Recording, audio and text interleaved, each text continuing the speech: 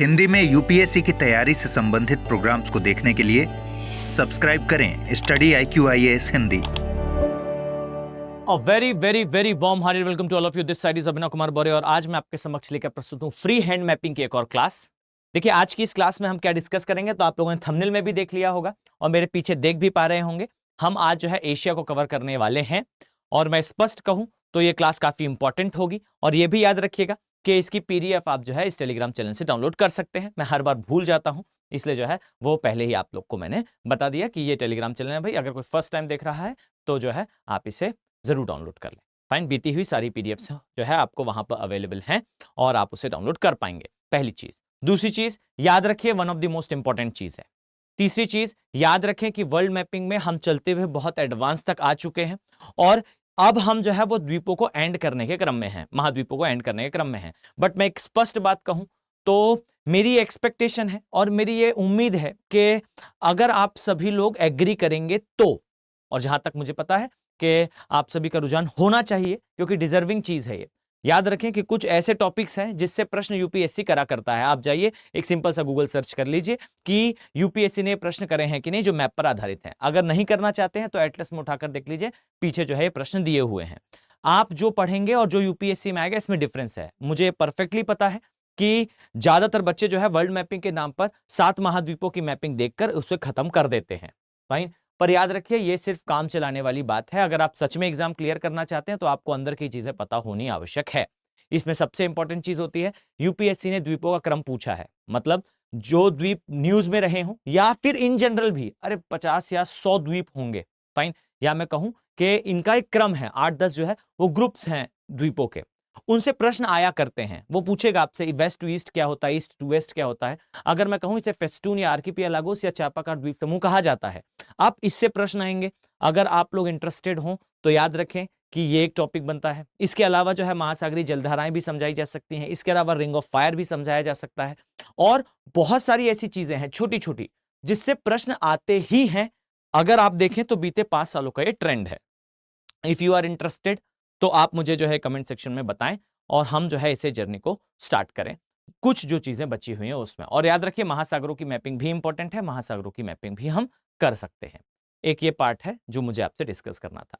Second चीज है, याद रखें कि जो लोगों ने, जिन स्टूडेंट्स ने बेसिकली जो है वो अभी स्टार्ट नहीं करा है जो है अपनी जर्नी को सिस्टमेटिक मैनर से प्ले करना, ये गोल्डन अपॉर्चुनिटी है।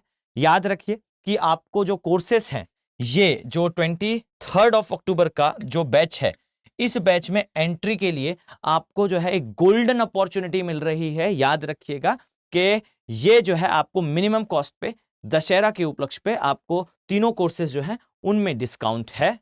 आप जो है उसे 18 मंथ, 30 मंथ और 42 मंथ की वैलिडिटीज के साथ प्रिवेल कर सकते हैं। ये चीज याद रखिएगा कि ये गोल्डन अपॉर्चुनिटीज है। मैं आपको स्पष्ट तौर पर कहूं तो आपको एक मेंटोर मिलता है। आप इस चीज को समझिए कि ये क्या है और इसका क्या इंपॉर्टेंस है। आप समझें कि आपको एक जो है व्यक्ति मिलेगा जो आपको हमेशा गाइड करेगा वो। और याद रखें कि आपको क्लास में आने वाले डाउट्स ही नहीं, अदर भी जर्नी से रिलेटेड कोई प्रॉब्लम होगी, आपको कोई अंडरस्टैंडिंग में प्रॉब्लम आ रही है, आपका शेड्यूल नहीं बन पा रहा, आपका मन नहीं लग रहा है, सामान्यतः बच्चे कमेंट सेक्शन में पूछा करते हैं। फाइन, ये सारी समस्याओं का समाधान जो है एक मेंटोर करेगा। ये मेंटोर आपको अलॉट होता है, वो वीकली आपको खुद से अप्रोच करेगा। अगर आपने उससे कोई प्रश्न नहीं करे तो वो स्वयं आपको अप्रोच करेगा कि डियर कोई प्रॉब्लम तो नहीं चल रही है जर्नी में, आप बेहतर तरीके से पढ़ पा रहे हैं या नहीं। ये डेडिकेटेड मेंटरशिप आपको मिलेगी, ये इसमें इंक्लूडेड है। आप समझें कि मैं स्पष्ट तौर पर कहूं तो आप अगर किसी ऑफलाइन इंस्टीट्यूट में होते और अपने टीचर से कोई डाउट पूछना चाहते, मैं आपको श्योरिटी के साथ कह सकता हूं कि आप जो है उस क्राउड में खड़े होकर वो डाउट कभी नहीं पूछ पाते। और ये अपॉर्चुनिटी है आपके लिए कि यहां पर डाउट अगर आप नहीं पूछते हो तो खुद से आपको मेंटोर जो है वो अप्रोच करता है। इसे कहते हैं मेंटरशिप। याद रखें क्लासेस रिकॉर्डेड फॉर्म में भी होंगी और लाइव भी होंगी। आप लाइव अटेंड कीजिए, डाउट्स पूछें, उसको दोबारा देखना चाहते हैं रिकॉर्डेड फॉर्म में दोबारा देखें। इसके साथ ही आपके पास ऑप्शन होगा, याद रखें प्री के एग्जैक्टली पहले, जो मैंने पहले भी डिस्कस करा है, SIP प्रोग्राम, मतलब प्री से एग्जैक्टली पहले आपको जो है वो एक प्रोग्राम चलाया जाएगा आपकी क्लास के पैरेलली, जिससे आप जो है वो प्री क्वालिफाई कर पाए। मेंस के समय पर अगर आपका प्री क्वालिफाई होता तो याद रखिए आपको इधर बुला लिया जाएगा और फिर आपको जो है वो स्टडी IQ अपने खर्चे पर बाकी सब कुछ करेगा। अब ये प्रोग्राम हो गया। इसके अलावा SIP प्रोग्राम है, इसके साथ मेंटरशिप है, आपको बीच में ज्ञानवाणी सेशन मिलेगा जहां पर जो है रिटायर्ड आईएएस ऑफिसर जो है आपके साथ आके अपने एक्सपीरियंस शेयर करेंगे। इसके साथ आपको जो है वो टेस्ट सीरीज मिलेगी, आपको जो है वो मेंटरशिप मिलेगी। ये सारा कुछ इस कॉस्ट पर मैं दावे के साथ कह सकता हूं। आप एक बार इस चीज को जो है जो मैंने बोला इसे लिख लीजिए एक पेपर में और उसके बाद कंपेयर कर लीजिए। आई एम डैम श्योर कि आपको जो है वो और कहीं इतने ऑप्शंस नहीं मिलेंगे, इतनी फैसिलिटीज नहीं मिलेंगे। और ये याद रखिए, मैं स्पष्ट तौर पर कहूं तो आपकी एजुकेशन पे खर्च करा हुआ एक एक रुपया जो है आपको लाइफ में 1000 टाइम रिटर्न्स देता है। फाइन, आपके पास ये ऑप्शन है, इसे आप प्रिवेल करें। और मैं ये पर्सनली चाहता हूं जो बच्चे कंटिन्यू देख रहे हैं वो अपनी इस जो है वो प्रवृत्ति को जनरली जो है वो एक मेंटेलिटी होती है। मैं भी अगर आपसे कहूं तो मेरी भी कुछ मेंटेलिटीज रही होंगी कि मुझे ऐसे ही तैयारी करना है या फिर मुझे इसी मैनर में चलना है। याद रखें कि आपको थोड़ा सा उससे हटकर सोचना होगा। मैं आप सभी से ये मैं एग्जैक्टली मैं कहूं तो मैं ये दावा कर सकता हूं, ये मैं आपको जो है वो प्रॉमिस कर सकता हूं कि जिस तरीके से आप अभी अपनी जर्नी प्ले कर रहे हैं उससे एडवांस मैनर में आप इसे प्ले करेंगे, उससे बेहतर तरीके से आपकी तैयारी होगी और आप वन स्टेप अहेड होंगे सभी से। तो ये जो है ये कोर्सेस हैं।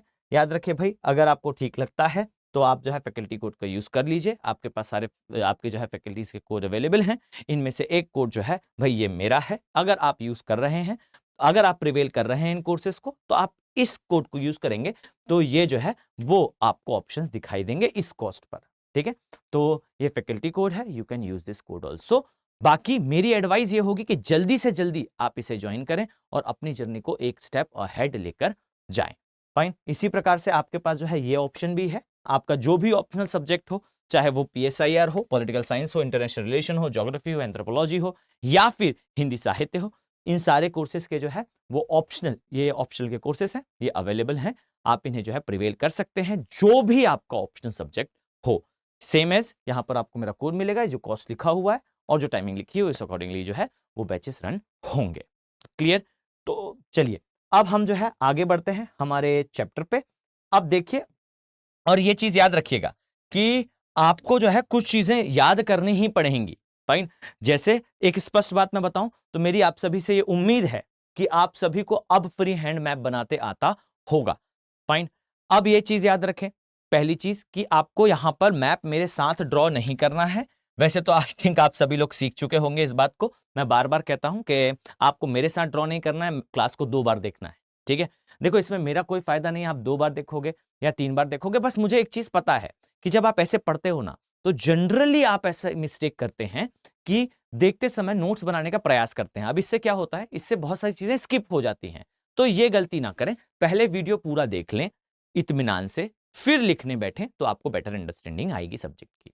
ठीक है, चलिए तो अब हम जो है स्टार्ट करते हैं। सबसे पहले जो है हम एशिया के बारे में कुछ चीजें देखें, उसके पहले मैं यहां पर प्लॉट करता हूं और आपके साथ वो चीजें डिस्कस करता हूं। चलिए तो देखना स्टार्ट करें। आप पाएंगे कि इधर से आपको जो है ये दिखाई देगा, इसे कहा जाता है बेसिकली मिडिल ईस्ट वाला पोर्शन। फाइन, या फिर आप कह सकते हैं एशिया का एक क्षेत्रीय भाग। क्लियर? अब इसी प्रकार से जस्ट अ सेकंड, इसे हम दोबारा ड्रॉ करेंगे। याद रखें, आप पाएंगे कि एशिया जो है ये विश्व का सबसे बड़ा महाद्वीप है। याद रखें कि ये महाद्वीप जो है वास्तविकता में यूरोप के साथ सीधी सीमा साझा करता है। और याद रखिए ये जो सीमा है, ये सीमा बनती किस किस से है। तो यहां पर मैं आप सभी का ध्यान आकर्षित इस बात पर कराना चाहूंगा कि ये सीमा जो है वास्तविकता में बनती है, एक होगा अराल सागर। ये अराल सागर याद रखिए सीमा नहीं बनाता, लेकिन ये सीमा के पास आता है। क्लियर? पहली चीज आप याद रखें कि एग्जैक्टली सीमा किससे बनती है। तो एग्जैक्टली सीमा आप याद रखेंगे, आपको ये सीमा बनती हुई दिखाई देगी वास्तविकता में कैस्पियन सागर और साथ में किसके साथ? ब्लैक सी। ठीक, तो ब्लैक सी, कैस्पियन सी, ये 2 सागर हैं जो आपको दिखाई देंगे। इसके अलावा याद रखिएगा कि जो यूराल पर्वत है, ये एक जो है वो वलित पर्वत का उदाहरण है, लेकिन याद रखिएगा ये पुराना वलित पर्वत है, न्यू यानी कि नया वलित पर्वत का उदाहरण नहीं है। क्लियर? इसके साथ ही याद रखें कि आपको जो है वो यहां पर यूराल नाम से एक नदी भी दिखाई देगी। और ये जो यूराल नाम की नदी है, याद रखिएगा ये अपना जल जो है वो कहां विसर्जित करती है? तो ये विसर्जित करती है वास्तविकता में कैस्पियन सागर में। ये ब्लैक सी है, ये कैस्पियन सी है। परफेक्ट? क्लियर? ओके। अब नेक्स्ट याद रखें कि यहां पर जो ये मैं ड्रॉ कर रहा हूं, याद रखें इसे कहा जाता है अराल सागर। अब यहीं पर आप लोग जो है अराल सागर के लिए स्टेटमेंट नोट डाउन करेंगे कि अराल सागर को जो है सिकुड़ता हुआ या श्रिंक होता हुआ सागर कहा जाता है। ये सागर नहीं है, वास्तविकता में एक झील है। ये झील जो है वो दो देशों के बीच में आती है, मैं पहले बता चुका हूं, इसलिए अब मेरी एक्सपेक्टेशन होगी कि आप लोग खुद लिखें कमेंट सेक्शन में भी और अपने नोट्स में भी। याद रखिएगा, नोट्स में जरूर लिखें कि ये कौन से दो देशों के बीच में आता है। क्लियर? इसमें दो नदियां अपना जल विसर्जित करती हैं, फाइन, अमू दरिया और सिर्रे दरिया। क्लियर?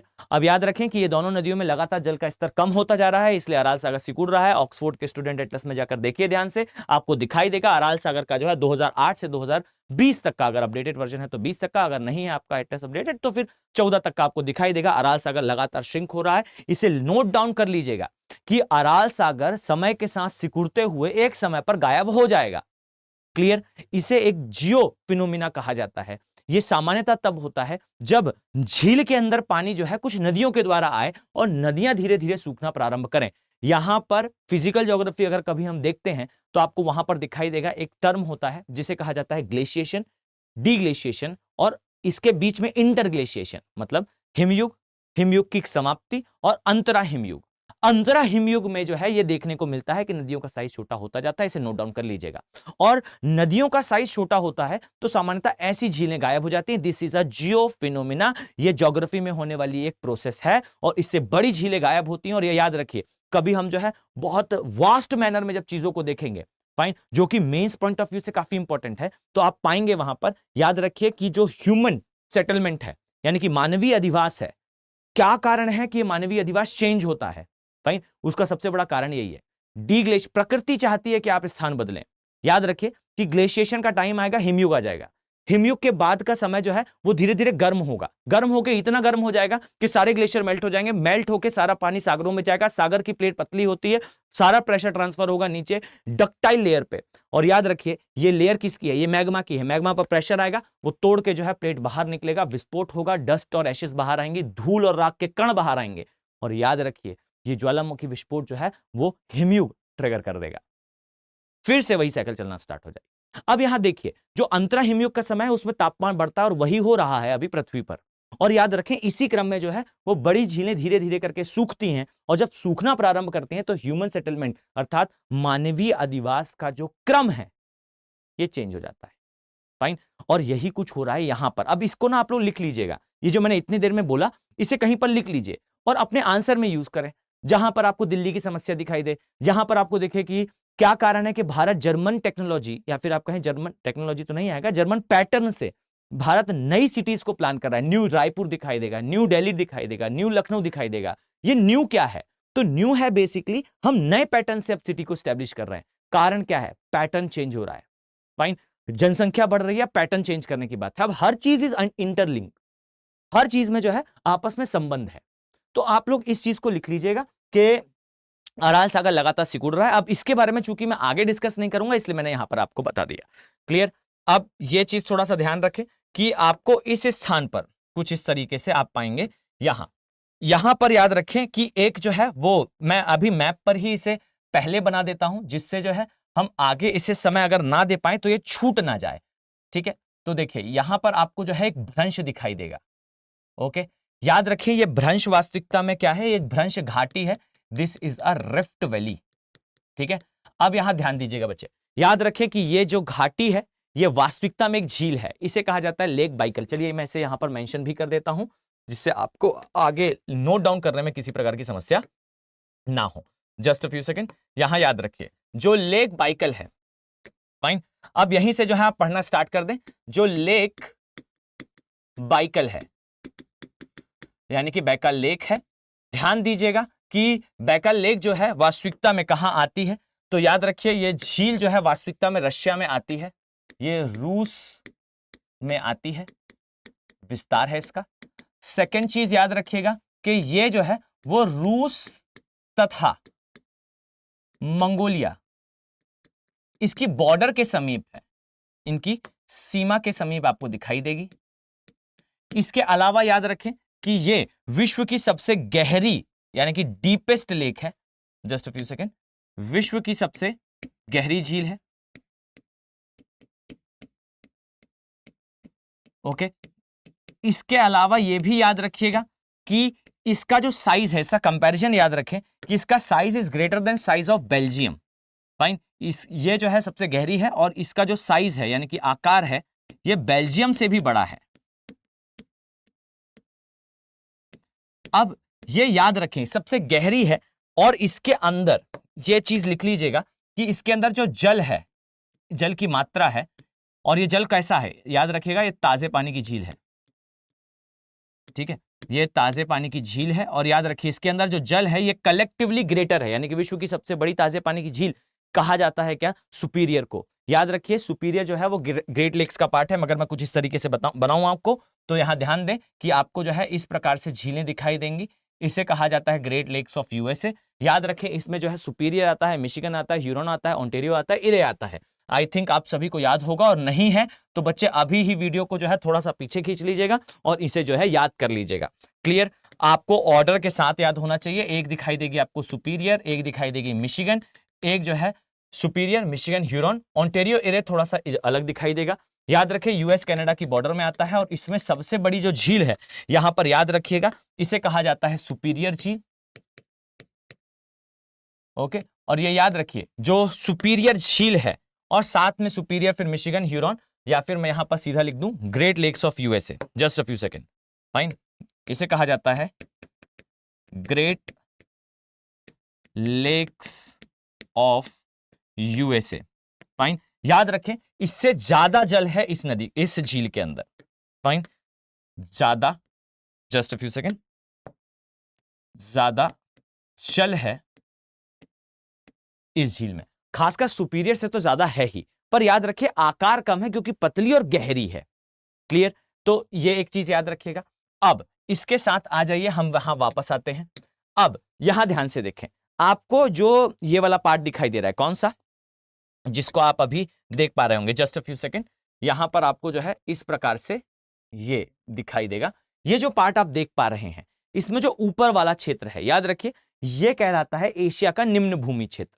ठीक है, मतलब यहां की जो ऊंचाई है ये थोड़ी सी कम है, इसे थोड़ा सा हम जो है वो नीचे शिफ्ट इसलिए कर रहे हैं ताकि, क्योंकि मैं यहां वाला पोर्शन बच्चे पहले आप लोग को करा चुका हूं, तो मैं नहीं चाहता कि हम चीजों को बहुत ज्यादा रिपीट करें। जस्ट बिकॉज मैं रिपीट तो आपको बेशक करा दूं, लेकिन आप लोग का समय थोड़ा सा खराब होगा चूंकि आपके पास वीडियो रिकॉर्डेड फॉर्म में अवेलेबल है इन यूट्यूब। ठीक है, तो ये आपके सामने एशिया ब्रॉडर सेंस में बनकर रेडी है। अब देखें इसमें हम कुछ चीजें जो है अभी ही मार्क करेंगे। पहली चीज देखें, याद रखिए कि ये है बेसिकली हमारा एशिया का निम्न भूमि क्षेत्र। निम्न भूमि क्षेत्र से आशा है यहां की ऊंचाई कम है, कुल मिला के आप कह सकते हैं कि ये थोड़ा सा प्लेन जैसा एरिया है। इसके नीचे आपको यहां पर पठारी क्षेत्र दिखाई देगा, फिर ये पठारी क्षेत्र है और ये वाला जो है मरुस्थलीय क्षेत्र है। अभी हम एक एक करके पूरा प्लॉट कर लेंगे। तो याद रखें इसमें सबसे पहले तो आपको जो है वो ये याद रखना चाहिए, जस्ट अ फ्यू सेकेंड, कि ये जो सीमा आपको दिख रही है, ठीक है, ये सीमा याद रखें ये सीमा क्या बना रहा है। ठीक, तो यहां पर मैं इसे बाहर जो है वो मार्क करूं। याद रखें ये सीमा बना रहा है एक पर्वत। ठीक है, याद रखिए इस पर्वत को क्या कहा जाता है, इसे कहा जाता है यूराल पर्वत। ठीक, अब मैं यूराल के बारे में जो है वो पहले भी बता चुका हूं। याद रखिए ये पुराने वलित पर्वत का उदाहरण है यूराल पर्वत। ठीक, ये भी याद रखिएगा कि यहां पर एक नदी भी है जिसे कहा जाता है यूराल नदी। ठीक, इस प्रकार से आपको दिखाई देगा। वैसे ये जो है वो यहां तरफ आती है, थोड़ा सा आप लोग जो है इसे करेक्ट करेंगे। ये पर्वत भी आपको इसी स्थान पर दिखाई देता है। मैं पर्वत भी दोबारा यहां पर अगर बनाना चाहूं थोड़ा सा तो जो है हम इसे इस प्रकार से बना सकते हैं। ओके, तो ये पर्वत एग्जैक्टली यहाँ थोड़ा सा दूर है। ये मेरे मैप पर ये दोनों बहुत दूर दिख रहे हैं, ये एक्चुअली में ऐसे हैं तो ये पास ही नजर आएंगे। So don't worry about that. Okay, चलिए, मतलब लोकेशनल एनालिसिस में आपका कोई भी प्रश्न गलत नहीं होगा, सो इससे थोड़ा सा बेफिक्र रहें। ठीक, अब यहां ध्यान दें, यहां आपको जो है वो नदी दिखाई देगी, इसे कहा जाता है यूराल नदी। यूराल नदी, याद रखें कि ये जो यूराल नदी है ये कहां अपना जल विसर्जित करती है, तो ये ब्लैक सी है और याद रखिए कैस्पियन सी है। तो हमेशा याद रखिएगा कैस्पियन सी में ये जो है अपना जल विसर्जित करती है। यहां से स्टोरी स्टार्ट होगी। क्लियर, और ये कहां तक जाएगी तो बच्चे लास्ट में आ जाओ। ठीक, देखो मैं एक क्रम में आपको बता रहा हूं, याद रखिए क्रम आपको याद होना और आपके माइंड में सेटल हो जाना चाहिए। क्लियर है, तो देखिए कहां से स्टार्ट होती है, ये स्टार्ट होती है फ्रॉम यूराल। ठीक, यूराल पर्वत कह लो या नदी कह लो, यहां से कंटिन्यूएशन में आएगी और कंटिन्यूएशन में कहां तक रहेगी, तो बच्चे यहां ध्यान से देखना, इसे बेसिकली क्या कहा जाता है, इसे कहा जाता है कामचटका का प्रायद्वीप। ठीक है, अब कामचटका का प्रायद्वीप आपको किस किस रिस्पेक्टिव में इंपॉर्टेंट है, इसे याद रखिएगा। पहली चीज तो याद रखें कि कामचटका का प्रायद्वीप जो है ये कहां आता है, तो कामचटका का प्रायद्वीप आपको स्पष्ट रूप से पूरा दिखाई देगा एशिया में, और एशिया में भी याद रखिए ये रशिया में आता है। ठीक, तो रशिया वाले पोर्शन में आपको ये कामचटका प्रायद्वीप दिखता है, पहली चीज। दूसरी चीज याद रखेंगे, आइए इसे मैं यहां पर मेंशन कर दूं जिससे आपको किसी प्रकार की कोई समस्या ना हो। याद रखें, इसे कहा जाता है कामचटका का प्रायद्वीप।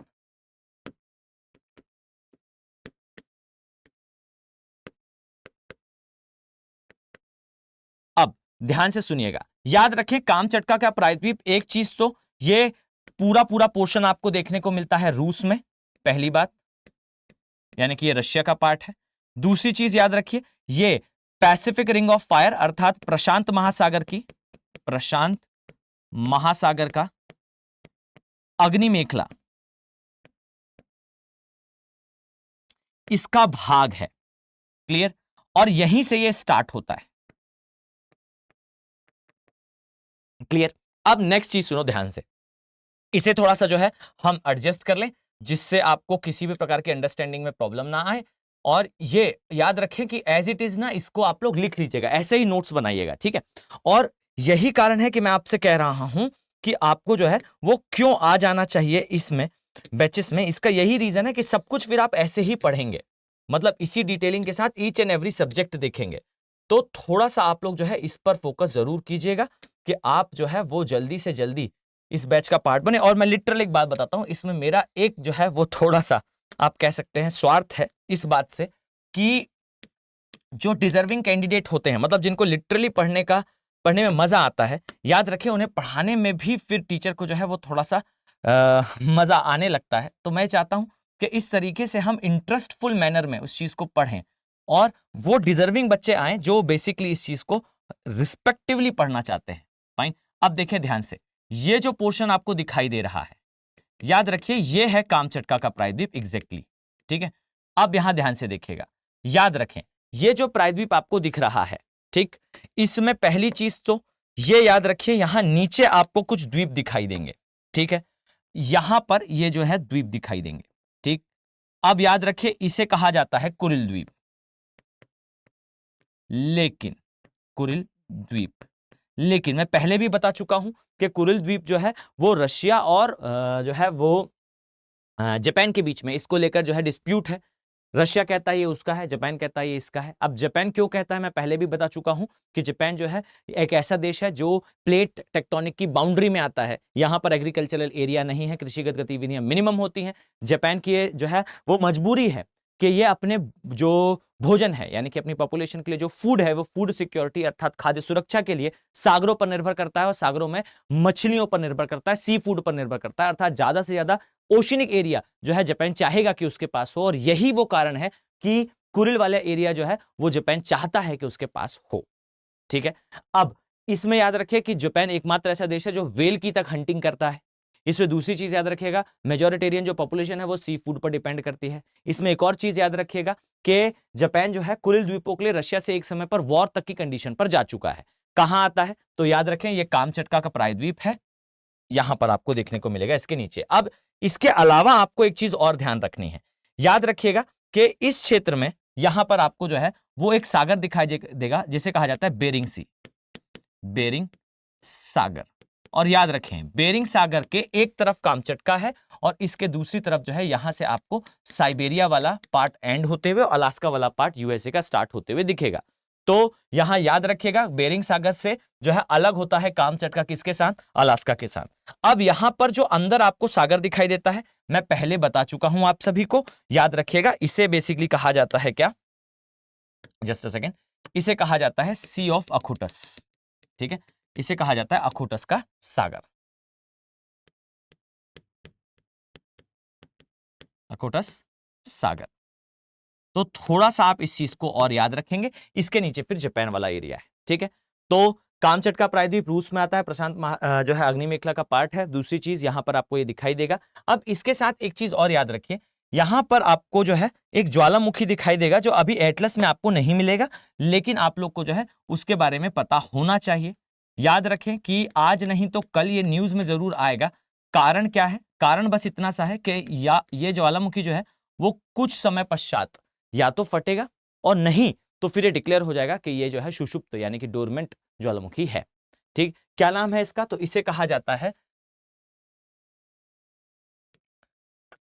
कामचटका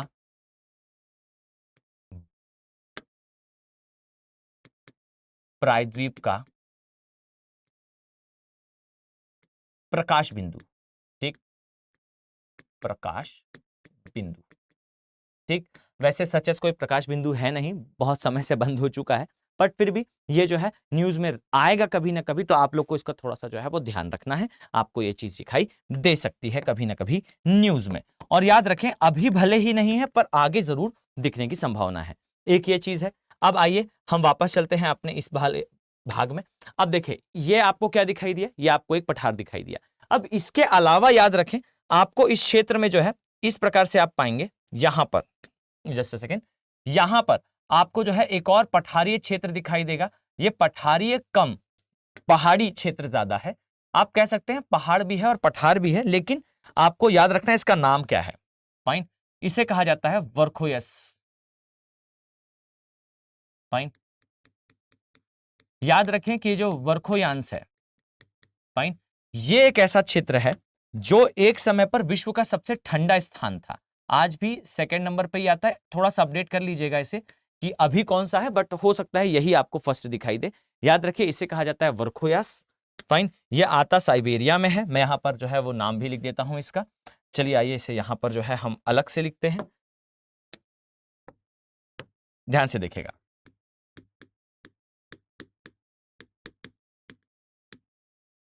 वार्खोयंस या बार्खोहेंस। फाइन, याद रखें एक समय पर यह विश्व का सबसे ठंडा स्थान था। फाइन, ये रशिया में आता है, विश्व के सबसे ठंडे स्थानों में से एक है।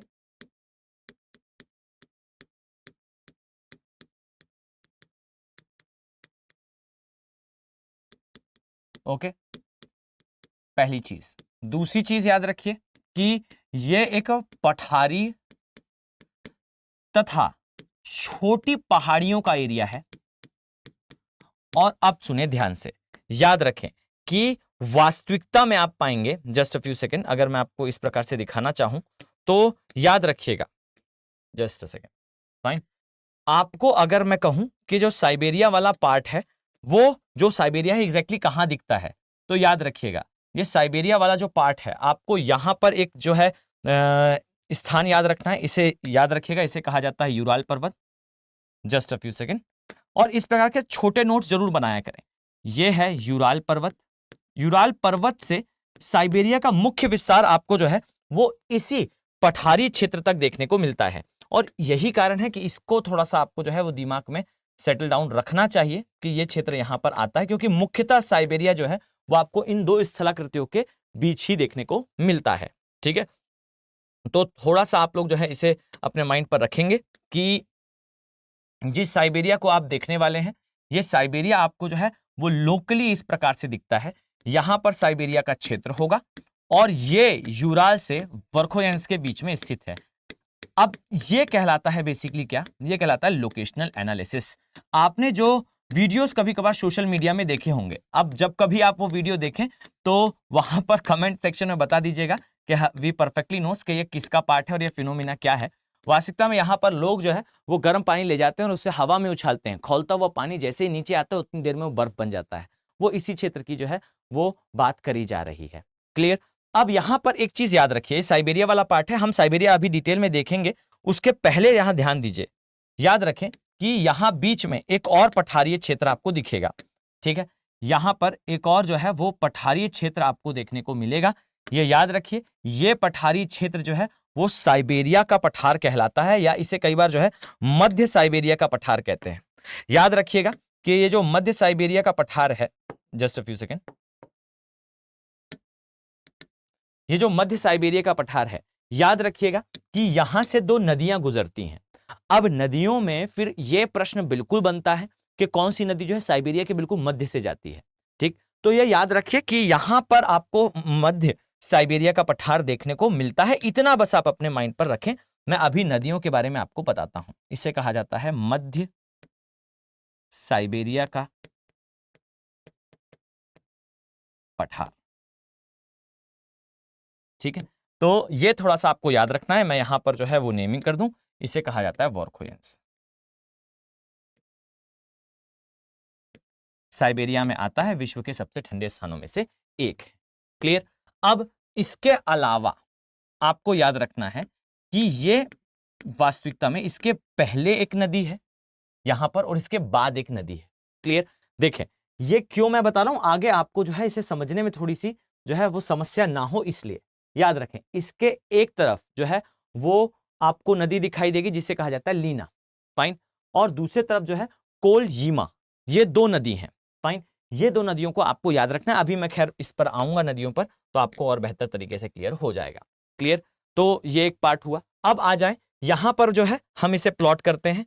इस स्थान पर कुछ इस प्रकार से आपको यहां पर दिखाई देगा, इसे कहा जाता है मध्य साइबेरिया का पठार। क्लियर। अब मैं इससे जो है थोड़ा सा हटा दूं, बिकॉज ये जो है हो चुका है इसका काम। तो आइए हम इसे जो है यहां पर देखते हैं। जस्ट अ फ्यू सेकेंड, हम इसे अब यहां पर देखना प्रारंभ करते हैं। ये जो पठार है ये थोड़ा सा आपको ऊपर ही दिखाई देगा, सागरी क्षेत्र के पास।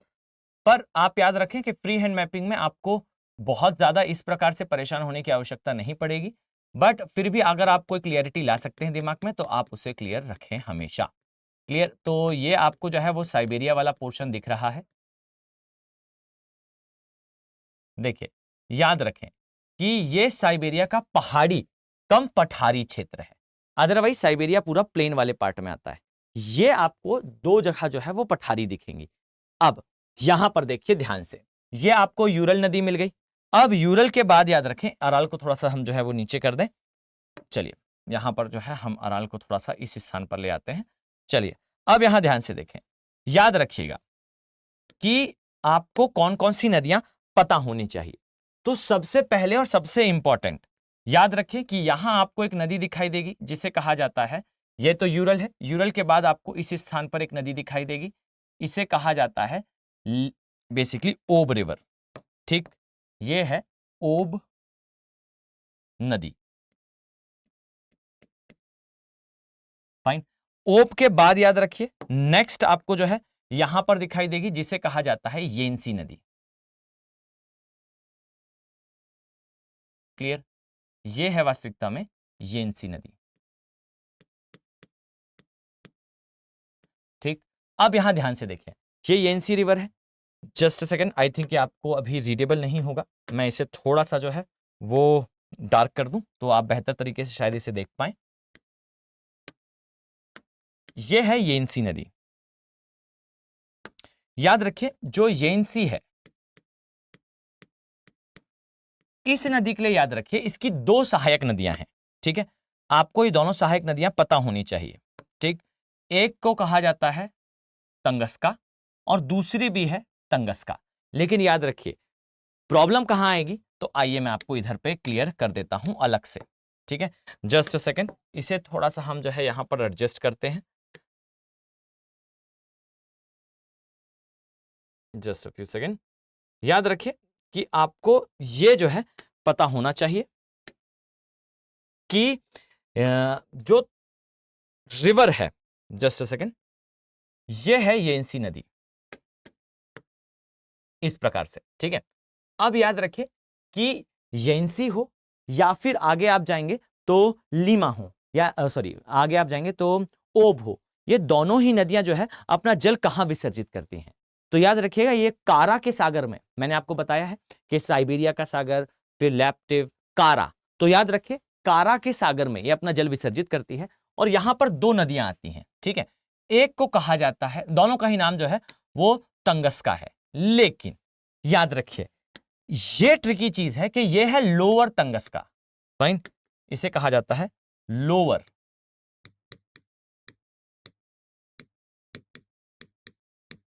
तंगस्का, और लोअर तंगस्का ऊपर है, और दूसरी है जिसे कहा जाता है स्टोनी या पथरीली। पथरीली तंगस्का। याद रखें कि ये जो है वो नीचे है, लोअर तंगस्का ऊपर है, पथरीली तंगस्का नीचे है, और ये है रिवर जिसे कहा जाता है येंसी। फाइन, तो आपको इनके बारे में पता होना चाहिए। कारण क्या है, तो आइए मैं यहां पर आपको स्पष्ट कर दूं। याद रखिएगा कि चलिए यहां पर ही देख लेते हैं। याद रखिएगा ये दोनों ही अपना जल कहां विसर्जित कर रहे हैं, तो ये दोनों ही जो है अपना जल विसर्जित करते हैं। कुछ इस प्रकार से आपको दिखाई देगा। Just a few second.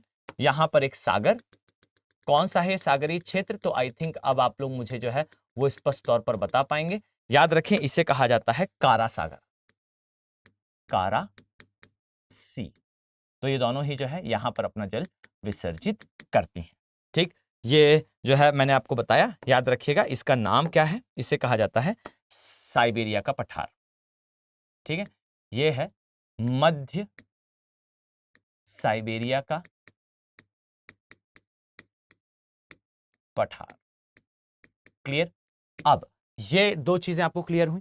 अब नेक्स्ट याद रखिएगा आपको जो है इसके बाद एक और नदी दिखाई देगी जिसे कहा जाता है खातंगा रिवर या खातुंगा रिवर। फाइन, एक ये दिखाई देगी, और याद रखें एक दूसरी रिवर और दिखाई देगी जिसे कहा जाता है, जस्ट अ सेकेंड, इसे थोड़ा सा हम जो है यहां शिफ्ट करें। फाइन, इसे बेसिकली कहा जाता है खातंगा या खातुंगा रिवर, और इसे कहा जाता है लीना रिवर। ठीक, और ये याद रखिए मैं यहां पर नाम मेंशन कर दूं, इसे कहा जाता है खातंगा, ये ऊपर जो है यहां पर लिख दें हम खातंगा या खातुंगा, और इसे कहा जाता है लीना। फाइन, और याद रखिए ये दोनों ही जो है वो कहां अपना जल विसर्जित करती हैं, तो आई थिंक आप जो है वो इजीली अंदाज लगा पाएंगे। ये कारा है और यहां पर आपको लेप्टिव सागर दिखाई देगा। ठीक है, तो आपको जो है वो बेहतर तरीके से इसके बारे में पता होना चाहिए कि ये जो है ये कौन सा सागर है, ये लेप्टिव सागर है। जस्ट अ सेकेंड, इसे कहा जाता है लेप्टिव सी, लेप्टिव सी। क्लियर। अब इसके दूसरी तरफ याद रखिए, जैसा मैंने आपको बताया, याद रखिएगा कि यहां पे जो है ये जो लास्ट रिवर है कोलयीमा, ये जो है ये इस तरफ आती है, यानी कि ये आगे है किसके, लीना के रिस्पेक्ट में। ओके, तो चलिए इसे भी हम मार्क कर लें। बाकी इसके बारे में जो है आपको ज्यादा कुछ नहीं जानना है, बस इतना याद रखिएगा कि ये कामचटका के प्रायद्वीप को अलग करती है वार्खोयन से। फाइन, और अब ये जो है आपका पार्ट बनकर रेडी है। जो रिमेनिंग पोर्शन है, याद रखिए ये रिमेनिंग पार्ट जो है वास्तविकता में क्या कहलाता है, ये जो रिमेनिंग पोर्शन है ये कहलाता है साइबेरिया। मतलब जो यहां पर बचा हुआ है, यहां से आपको कुछ जो है इस प्रकार से दिखाई देगा। ये पूरा पोर्शन जो है आपको दिखाई देगा साइबेरिया के रूप में। ठीक है, ठंडा एरिया है, वो परमाफ्रॉस्ट आपको दिखाई देगा। परमाफ्रॉस्ट का मतलब है परमानेंट फ्रॉस्ट, परमानेंट फ्रॉस्ट का मतलब है पूरी तरह से ठंडा क्षेत्र। क्लियर। तो ये हुआ बेसिकली ऊपरी पार्ट। अब ध्यान से देखें, याद रखिए कि ब्लैक सी और कैस्पियन सी के बारे में मैं आपसे पहले डिस्कस कर चुका हूं कि ये दोनों ही सागर से कौन कौन से देश सीमा बनाते हैं। मल्टीपल टाइम हो चुका है, मैं आपका समय जो है वो खराब नहीं करना चाहता। ब्लैक सी से Bulgaria, Romania, Russia, Ukraine, Turkey, Georgia, और जो कैस्पियन है इससे जो है अजरबैजान, रशिया, तुर्कमेनिस्तान और ईरान, ये दो बॉर्डर्स बनाते हैं। फाइन, अराल सागर के लिए तो मेरा प्रश्न ही है आपसे कि आप लोग मुझे बताएंगे कि कौन से जो है वो देश हैं जो इनके साथ सीमा साझा करते हैं।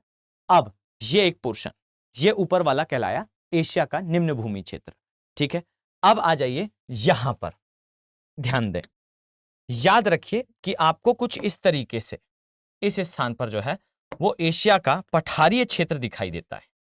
ठीक, तो ये जो दिख रहा है आपको, ये पठारीय क्षेत्र है। जस्ट अ सेकेंड,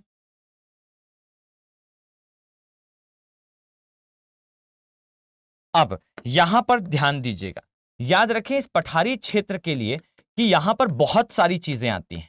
मैं इस मैप पर उसे पूरी तरह से प्लॉट नहीं कर पाऊंगा, लेकिन हम इसे अलग से पूरा प्लॉट कर लेते हैं। तो आप इसे यहां दर्शन कर लें इसके कि एग्जैक्टली एशिया के मैप पर ये कहां आता है।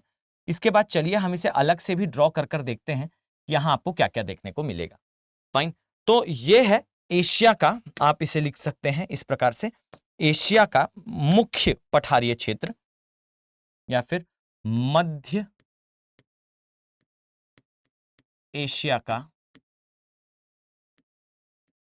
अब ये याद रखें मध्य एशिया से कंफ्यूजन क्रिएट होता है, तो आप इसे जो है इस प्रकार से लिखें, एशिया का पठारीय क्षेत्र। जस्ट अ फ्यू सेकेंड, इसे थोड़ा सा जो है हम इस तरफ शिफ्ट कर लें। याद रखें एशिया का पठारीय क्षेत्र। ठीक, अब मैं इसके ऊपर कुछ भी ड्रॉ करूं उसके पहले इसी मैप में कुछ और चीजें भी आपको पता होनी चाहिए।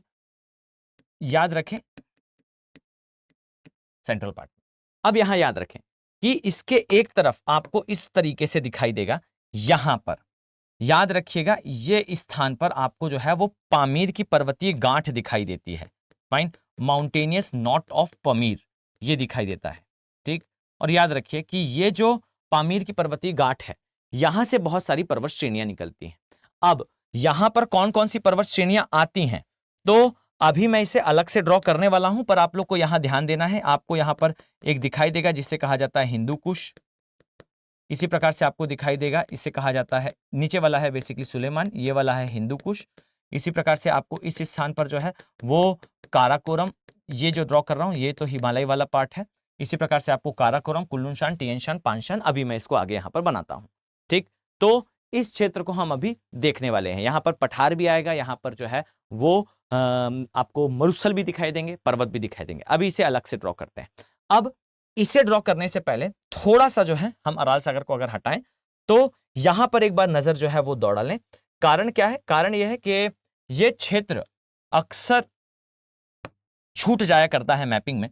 तो याद रखें कि मैंने विश्व के प्रमुख मरुस्थलों में आपको जो है ये वाली मार्किंग कराई है, और आई थिंक आपको अब ये याद भी होगा, और मैं उम्मीद ये करता हूं कि आप सब लोगों ने इसे नोट डाउन भी करा होगा। याद रखिएगा इसे बेसिकली कहा जाता है क्या? अरब का मरुस्थल। याद रखिए अरब का जो मरुस्थल है, ये मरुस्थल माना जाता है विस्तार किसका? सहारा के मरुस्थल का। और ये याद रखिए कि अरब के मरुस्थल में आपको जो है, वैसे अरब का जो है प्रायद्वीपीय क्षेत्र है ये, पर जो मरुस्थल है इसे भी अरब के मरुस्थल के नाम से ही जाना जाता है। इसमें रब अल खाली एक मरुस्थल है जो मुख्य रूप से जो है वो सऊदी अरेबिया में आता है। ये अरब का मरुस्थल का सबसे बड़ा भाग आप कह सकते हैं। इसके अलावा याद रखिए इसी का आगे विस्तार जो है आपको दिखाई देगा यहां पर, जिसे कहा जाता है दास्ताए कबीर और दास्ताए लूट। ठीक है, अब ये याद रखिए कि दास्ताए कबीर, दास्ताए लूट जो है वो मुख्यतः ईरान में आता है। फाइन, और आपको ये याद रखना है, अच्छा ईरान में आता है कि इराक में आता है, आप लोग मुझे बताएंगे कि कहां आता है। फाइन, क्योंकि मैं पहले आप लोगों को इसके बारे में डिस्कशन कर चुका हूं। ठीक है, तो आपको एक पोर्शन तो यहां दिख रहा है स्पष्ट तौर पर कि ये जो है इधर आपको दिखाई देगा अरब का मरुस्थल। अब यहां पर मेरा आप सभी से जो है वो एक अनुरोध है, याद रखें कि जब भी आप मरुस्थल को इमेजिन करें तो आपको हमेशा उसकी इंपॉर्टेंस पता होनी चाहिए। आई थिंक आपको याद आ रहा होगा, मैंने इस क्षेत्र की इंपॉर्टेंस के बारे में आपसे पहले भी डिस्कशन कर रखा है, तो आप लोग को ये याद होना चाहिए। फाइन, अब देखिए चूंकि एशिया बहुत बड़ा है तो मैं चीजों को जो है वो अलग अलग फॉर्म से, जैसे इस प्रकार से आप देखेंगे कुछ चीजें मैं यहां बना दूंगा, कुछ चीजें जो है मैं अलग अलग से बनाकर आपको जूम करके वो दिखाता जाऊंगा। तो आप लोग को भी नोट्स इसी मैनर में बनाने का प्रयास करना है, बिकॉज एक ही मैप पर अगर प्लॉट करने का प्रयास करेंगे तो थोड़ा सा आपके लिए डिफिकल्ट हो जाएगा। जस्ट अ सेकंड, मैं यहां पर नाम लिख दूं, इसे कहा जाता है अरब का मरुस्थल। अरब का मरुस्थल। इसी प्रकार से याद रखिए इसे कहा जाता है, इस प्रकार से आप पाएंगे दास्ताए कबीर और दास्ताए लूट।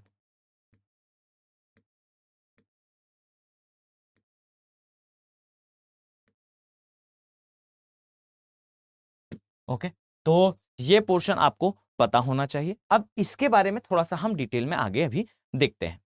ठीक, अब यहां जाने से पहले ध्यान से सुनिएगा, याद रखिए आपको कुछ द्वीप समूहों के बारे में पता होना चाहिए। आई थिंक आप सभी को अब याद है, यहां पर आपको जो है वो एक द्वीप दिखाई देगा, इसे कहा जाता है जापान द्वीप। यहां आपको जो है मुख्यतः 3 द्वीप दिखाई देते हैं जापान के। याद रखिए मैं इनके नाम आपके साथ पहले भी डिस्कस कर चुका हूं। इसमें होन्शु है, होकाइडो है और शिकोकू है। फाइन, ये 3 द्वीप है, इस जापान के ज्यूरिसडिक्शन में आते हैं, यानी कि जापान के जो है क्षेत्राधिकार में आते हैं और जापान का ही पार्ट है। इसी प्रकार से याद रखिए कि आप नीचे आएंगे तो यहाँ आपको जो है वो ताइवान दिखाई देगा, जिसे जो है रिपब्लिक ऑफ चाइना के नाम से जाना जाता है। ये पार्ट आपको जो है वो ताइवान का दिखाई देगा इस तरीके से। क्लियर। और फिर इसके नीचे आएंगे तो यहां आपको छोटे छोटे द्वीप समूह के रूप में फिलीपींस दिखाई देगा। ये हमारा डिस्कशन इस पर हो चुका है। इसकी राजधानी मनीला है, साथ में जो है Philippines international rice research centre के लिए भी काफी प्रसिद्ध रहा है, और बाकी की चीजें आपको बेहतर तरीके से पता है, ठीक है। अब इसी तरीके से आपको जो है नीचे वाले स्थान पर याद रखें, यहां इंडोनेशिया देखने को मिलता है। इंडोनेशिया आर्क ऑफ आइलैंड है, और ये याद रखिए कि ये जो है वो मलक्का की जल संधि के पास आपको जो है देखने को मिलता है। इसमें कुल मिला के जो है बहुत सारे द्वीप समूह हैं, लेकिन मुख्यतः 3 द्वीपों में आप इसे डिवाइड कर सकते हैं, जावा, सुमात्रा, बाली, और ये काफी इंपॉर्टेंट हो जाता है, ठीक है। तो आपको ये वाला पोर्शन पता है। इसी के साथ यहां पर आपको जो है वो एक बड़ा सा द्वीप दिखाई देगा। याद रखिए ये एशिया का सबसे बड़ा द्वीप है, इसे बोर्नियो कहा जाता है। इसमें 3 देशों का जो है वो अधिकार है, 3 देश मिलकर इसे जो है वो शेयर करते हैं। इसमें मलेशिया आता है, इसमें इंडोनेशिया आता है, और इसमें जो है आपको एक और देश दिखाई देगा जिसे कहा जाता है क्या, बोर्नियो, माफ कीजिएगा ब्रुनोई। और जो ब्रुनोई है, याद रखें कि इसकी कैपिटल है बांद्रा सिरी बागवान, ठीक है। तो ये आपको जो है कुछ इस प्रकार से द्वीप दिखाई देते हैं। फिलीपींस के लिए जैसा मैंने आपको बताया, याद रखिए इसकी जो कैपिटल है वो मनीला है, और याद रखिए पाइनएप्पल के उत्पादन के लिए भी काफी प्रसिद्ध है। एक क्विक जो है अगर मैं आपको रिकैप देना चाहूं तो अब यहां पर जो बॉडीज दिखती हैं, याद रखिए यहां आपको जो है वो ओखोटस सागर दिखाई देगा इस प्रकार से। जस्ट अ सेकेंड, हाँ, यहां पर आपको जो है ओखोटस सागर दिखाई देगा। यहां आपको जो है ईस्ट चाइना सी दिखाई देगा। इस प्रकार से आपको जो है यहाँ साउथ चाइना सी दिखाई देगा, और साउथ चाइना सी के अंदर जो है आपको यहाँ पर थाईलैंड की खाड़ी दिखाई देगी। और ये देश जो है वो मैं क्रम पूरा डिस्कस कर चुका हूं, इसलिए हम इसे अभी समय नहीं देंगे। क्लियर। चलिए, तो अब आ जाएं इसके पठारीय क्षेत्र के बारे में, थोड़ा सा इसे जो है हम डिटेल देने का प्रयास करते हैं।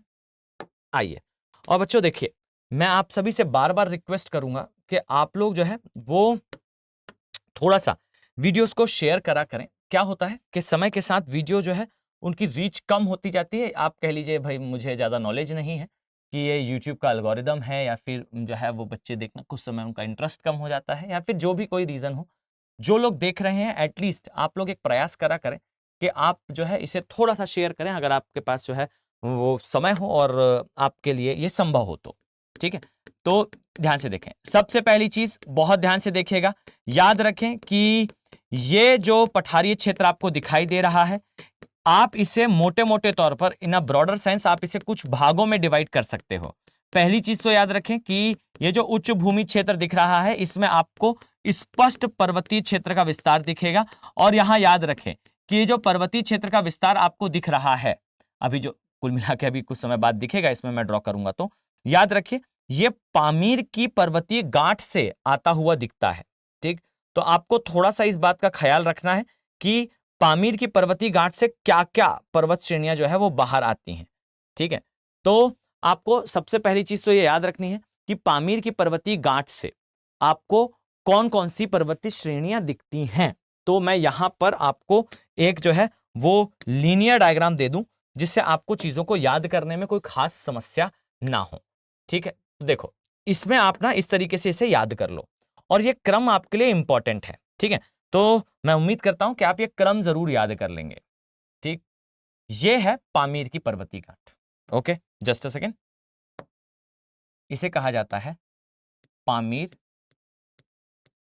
पर्वतीय गांठ, mountainous not of Pamir, okay.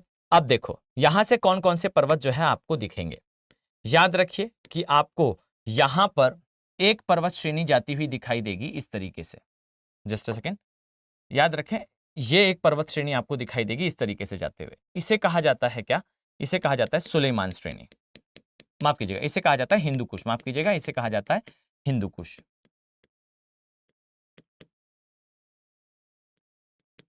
ठीक। दूसरा चीज याद रखिए, यहां से आपको दिखाई देगी, ये जाती हुई दिखाई देती है, इसे कहा जाता है सुलेमान श्रेणी। सुलेमान श्रेणी दुष्ट पाकिस्तान के बीच से गुजरती है, ठीक। ये याद रखिए, इसे कहा जाता है सुलेमान, ये पाकिस्तान जाती है, ठीक। इसके अलावा याद रखें यहां से आपको एक रेंज निकलती हुई दिखाई देगी। ये रेंज बेसिकली किस डायरेक्शन में जाती है, तो याद रखें ये रेंज बेसिकली जाती है इंडिया की तरफ, ठीक। इसे कहा जाता है काराकोरम श्रेणी। मैं इसे जो है वो थोड़ा सा ऊपर बनाता हूं, याद रखें यहां से एक रेंज जाती हुई दिखती है, इसे कहा जाता है काराकोरम श्रेणी। याद रखें काराकोरम श्रेणी जो है मुख्यतः क्या ये परफेक्टली किसका पार्ट है, ट्रांस हिमालय का पार्ट है। थोड़ा सा इसे थोड़ा सा आप लोग ध्यान रखेंगे। ओके, ये जो है वो ट्रांस हिमालय का भाग है। इसी तरीके से याद रखें यहां से आपको जो है एक और श्रेणी जाती हुई दिखाई देगी, इसे कहा जाता है हमारा मेन हिमालय। तो आपको एक मेन हिमालय दिखेगा, एक ट्रांस हिमालय दिखेगा, और यहां याद रखिएगा एक चीज। ओके, ये जो हमारा आगे कैलाश वाला विस्तार है, ये याद रखें कि ये काराकोरम का ही अगर आप जियोलॉजिकली देखोगे तो काराकोरम का ही विस्तार माना जाता है। तो थोड़ा सा ध्यान रखिएगा कि हिंदू कुश, सुलेमान, हिमालय, काराकोरम, कैलाश, पामीर। ओके, अब एक चीज और याद रखिए, यहां पर आपको जो है वो शान पर्वत दिखाई देंगे। शान का मतलब क्या है, शान का मतलब जो है पर्वत ही होता है। ये पर्वत जो है आपको कुनलुन शान इस तरीके से दिखाई देगा, फिर टिएन शान। मैं अभी जो है यहां पर पूरा ऑर्डर आपको जो है वो क्लियर करूंगा, so don't worry about that कि कौन सा पर्वत जो है वो किस स्थान पर आता है। इस तरीके से आपको शान पर्वत दिखाई देंगे। और याद रखें कि जो पामीर का पठार है, इस पठार से आपको जो रेंजेस जाती हुई दिखती हैं, ये याद रखिएगा कि ये श्रेणियां आगे वास्तविकता में चीन की ओर जो है वो बढ़ती हैं। ठीक है, तो मैं यहां पर कलेक्टिवली एक लाइन लिखता हूं जिसे कहा जाता है शान माउंटेन्स के लिए, कि मेनली ये आते हैं कहां, चीन में। ठीक है, कुछ some of them are in Mongolia also. Fine, some, सभी नहीं, कुछ, आर इन मंगोल ऑल्सो। ठीक, तो चाइना और मंगोल में आपको इनका विस्तार देखने को मिलता है। ठीक है, तो आई थिंक आपको ये पामीर के बारे में याद रहेगा। अच्छा, और एक याद रखें कि इसका निर्माण कैसे हुआ। तो ये ना काफी इंटरेस्टिंग चीज है, पर अभी समय का थोड़ा सा अभाव है। अगर मैंने इसको समझाना स्टार्ट करा, वैसे तो मैं आपसे कहूं अगर आपका जो है वो ज्योग्राफी ऑप्शनल नहीं है तो सामान्यतः ये प्रश्न आपको देखने को नहीं मिलेगा। और चूंकि हम ज्योग्राफी ऑप्शनल की क्लास भी नहीं कर रहे हैं, मतलब अभी ये जो क्लास है मैपिंग की क्लास है, तो नो डाउट कि मेरा ये डिस्कशन इररिलेवेंट होगा और साथ में जो है आपका टाइम वेस्ट करने जैसा होगा। पर मैं आपको स्पष्ट तौर पर ये कह रहा हूं, याद रखिए, आप एक बार गूगल करके चेक कर लीजिएगा कि मैं सही कह रहा हूं या नहीं कह रहा। क्या, देखिए, एक वर्ष यूपीएससी ने प्रश्न पूछा ज्योग्राफी ऑप्शनल में कि हरित क्रांति का नकारात्मक प्रभाव को समझाइए। प्रश्न इतना सीधा नहीं था, प्रश्न जो है वो कॉम्प्लिकेटेड था थोड़ा, लेकिन प्रश्न किसका था, प्रश्न जो था वो था बेसिकली किस चीज से रिलेटेड, हरित क्रांति से रिलेटेड। वेरी नेक्स्ट ईयर उसने जीएस में पूछ लिया। फाइन, अब समझिए जिस स्टूडेंट का मैं बिल्कुल आपको स्पष्ट करूं तो मैं कोई आपको ऐसा नहीं कह रहा हूं कि भाई ज्योग्राफी ऑप्शन लो, आपका ये निर्णय होना चाहिए। फाइन, और ना ही मैं जो है आपसे ये कह रहा हूं कि ज्योग्राफी ऑप्शनल ही बेस्ट है। फाइन, बस मैं आपसे ये बात कह रहा हूं कि जो ज्योग्राफी ऑप्शनल में आया हुआ प्रश्न है वो जीएस में आ जाता है, क्योंकि जीएस में ज्योग्राफी है ही। ठीक, तो जो सीधे सीधे प्रश्न होते हैं ऑप्शनल के जीएस में, ऑप्शनल में ज्योग्राफी में, वो जीएस में आ जाते हैं। हरित क्रांति का जो है नेगेटिव इंपैक्ट पूछा एक साल ऑप्शनल में, वेरी नेक्स्ट ईयर वो जीएस में था। इसी प्रकार से आप एक और प्रश्न देखोगे, आप पकड़ो इस चीज को, प्रोफेशनली तैयारी करो। याद रखिए, टाइम पास के लिए तैयारी कर रहे हैं तो उसमें भी कोई प्रॉब्लम नहीं, अच्छी जगह आप टाइम स्पेंड कर रहे हो। बट अगर प्रोफेशनली एग्जाम क्लियर करने के लिए तैयारी कर रहे हो तो याद रखना कि आप पाओगे कि कुछ ज्योग्राफी ऑप्शनल के जो प्रश्न है वो रिपीट होते हैं। इसमें एक बढ़िया प्रश्न मैं आपको बताता हूं माफ कीजिएगा, एक प्रश्न आया प्लेट टेक्टोनिक से जो है वो समझाइए फलाना फलाना पर्वत के निर्माण के बारे में। ठीक है, वो ही प्रश्न जो है वो थोड़ा सा मॉडिफाई और थोड़ा सा सिंप्लीफाई करके जो है उसे कहां लिख दिया गया, उसे लिख दिया गया जीएस में। तो ये बहुत कॉमन चीजें हैं कि ज्योग्राफी ऑप्शनल के कुछ प्रश्न जो है जो सीधे सीधे हों वो बच्चे से जीएस में पूछ लिए हैं। और ये याद रखिए, जिसका ज्योग्राफी ऑप्शनल है फिर वो ऐसा आंसर लिखेगा कि आप जीएस वाला उसे टच नहीं कर पाएगा। रीजन क्या है, उसको बहुत सारा पता है। ज्योग्राफी जब आप जीएस में पढ़ते हो तो 12th क्लास तक की होती है, और जब आप ऑप्शनल में पढ़ते हो तो थोड़ी सी ज्यादा होती है। तो कुछ चीजों में मैं आपको मैं फिर से कहूं, मैं आपको नहीं कह रहा हूं कि आप ज्योग्राफी ऑप्शनल ले लो, मैं आपको ये कह रहा हूं कि आपको कुछ चीजें पता होनी चाहिए जिसको यूपीएससी ने जीएस में पूछने का पहले प्रयास करा है, वो पूछा गया है। अब आपको वो थोड़ा सा इन डेप्थ चले जाना चाहिए उसमें से एक है पामीर। याद रखिए कि पामीर की गांठ का निर्माण किस प्रकार से हुआ है, ये एक बहुत बढ़िया टॉपिक है। अगर आप लोग इंटरेस्टेड होंगे तो मैं आपको ये जो है प्लेट टेक्टोनिक की हेल्प से समझाऊंगा कि यहां आपको जो है वो कौन कौन से पर्वत दिखाई देते हैं, आपको उसका थोड़ा सा ध्यान रखना है। ठीक है, तो चलिए हम शान माउंटेन का जो है मैं यहाँ पर आपको क्रम क्लियर कर दूं, फिर हम इससे आगे बढ़ेंगे। तो ये है बेसिकली वो पर्वत जो पामीर की पर्वतीय घाट से जो है वो आपको दिखाई देंगे कि इनका जो है वो ओरिजिन हो रहा है। ठीक है, तो ये पामीर के लिए अब ऑर्डर कैसा है और कहां पर कौन सा आता है, तो 2 मिनट रुकिएगा, अब हम इसे मेन मैप पर जो है प्लॉट करेंगे तो चीजें आपको और बेहतर तरीके से क्लियर होंगी। जैसा यहां पर आप जो है इजिली मार्क कर पाएंगे, ये है मेन हिमालय। फाइन, याद रखिए इसे कहा जाता है मेन हिमालय। इसे बेसिकली कहा जाता है क्या, यह है काराकोरम, यह है कैलाश। ठीक है, तो ये आपको दिखाई दे। अब बाकी का कहां पर है, तो आइए हम इसे जो है वो हमारे इस मैप पर प्लॉट करते हैं।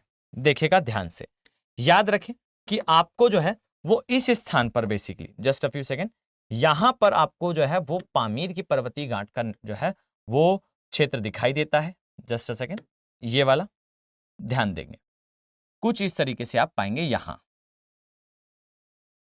ओके, अब इसके पश्चात याद रखिए कि आपको कुछ चीजें जो है वो बाय डिफॉल्ट पता होना आवश्यक है। ठीक, देखिए याद रखें कि आपको इस प्रकार से जस्ट अ फ्यू सेकेंड,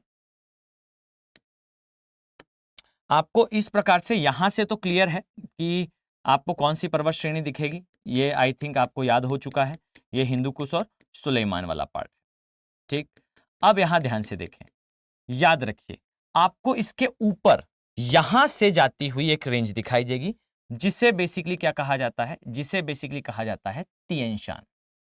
ठीक, जैसा मैंने नाम आपको अभी बताया, इसे कहा जाता है तिएन शान। ठीक है, अब आप लोग ना थोड़ा सा अपना कंसंट्रेशन यहां दीजिएगा, मतलब मैं चाह रहा हूं कि अब आप लोग जो है बहुत ध्यान से देखें, बिकॉज ये थोड़ा सा कंफ्यूजिंग पार्ट है। ठीक है, ये जो आपने रेंज देखी, याद रखिएगा इसे कहा जाता है क्या, इसे कहा जाता है तिएन शान। ये है तिएन शान रेंज।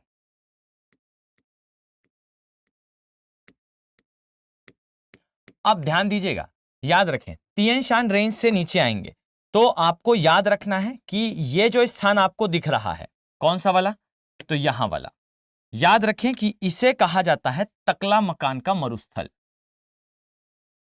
ठीक है, याद रखिएगा कि ये मरुस्थल बेसिकली कहां आता है, तो ये मरुस्थल परफेक्टली पूरा पूरा एकदम टॉप नॉच ये आता है कहां, चाइना में। अब देखिए मैं क्या आपको बताने वाला हूं, चाइना ने अपना न्यूक्लियर टेस्ट करा था।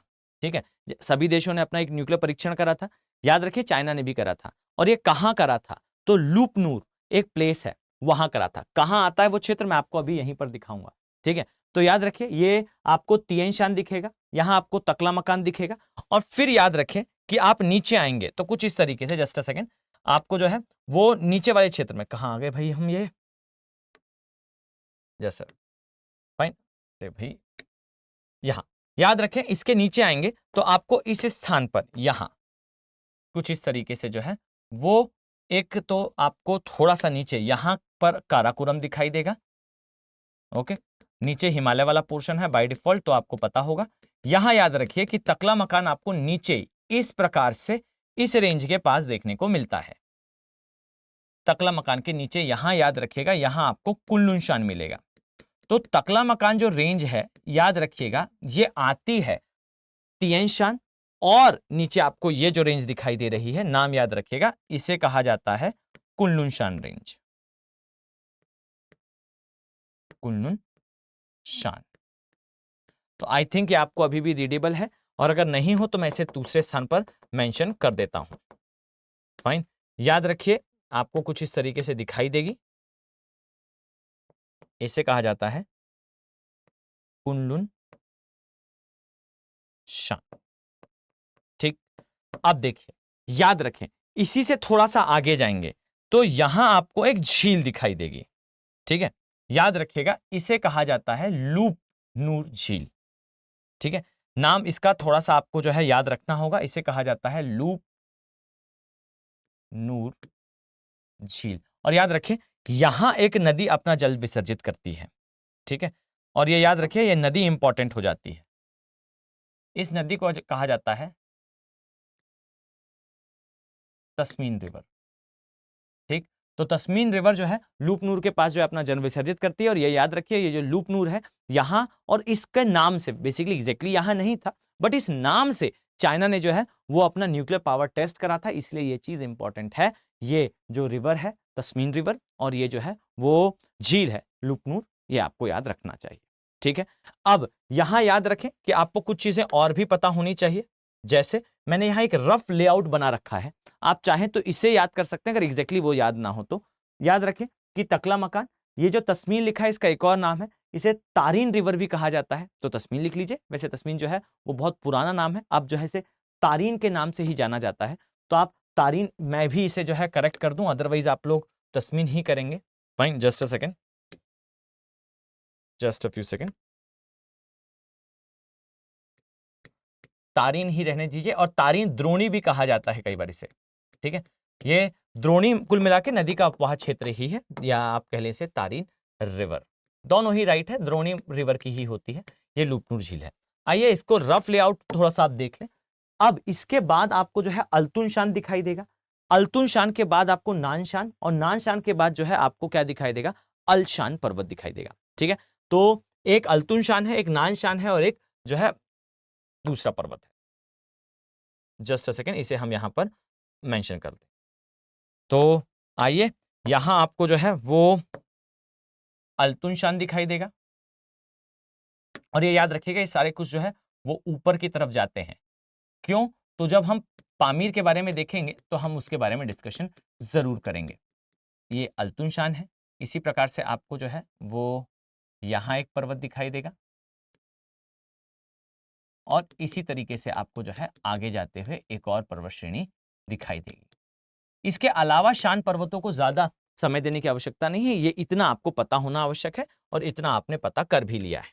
फाइन, अब यहां याद रखिए कि नीचे कौन सा पर्वत है। फाइन, ये याद रखिएगा, कुल्लून शान नीचे है और तियान शान नीचे है।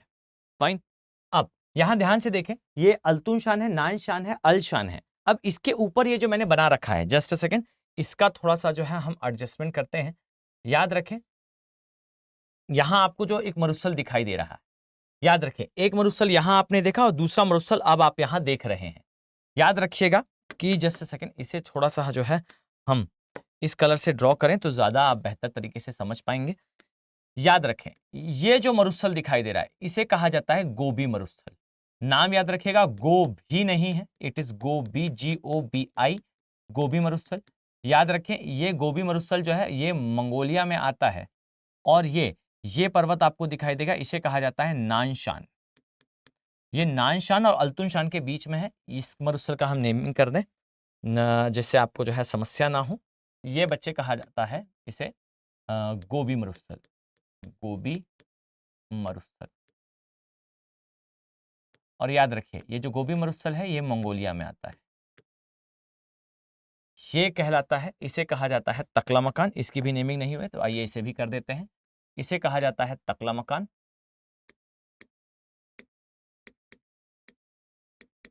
और ये पूरी तरह से जो है वो चीन में आता है। ठीक, अब देखिए याद रखिएगा कि ये जो क्षेत्र आपको दिख रहा है इसके नीचे यहां वाला पार्ट, ठीक है, ये पार्ट जरूर याद रखिएगा।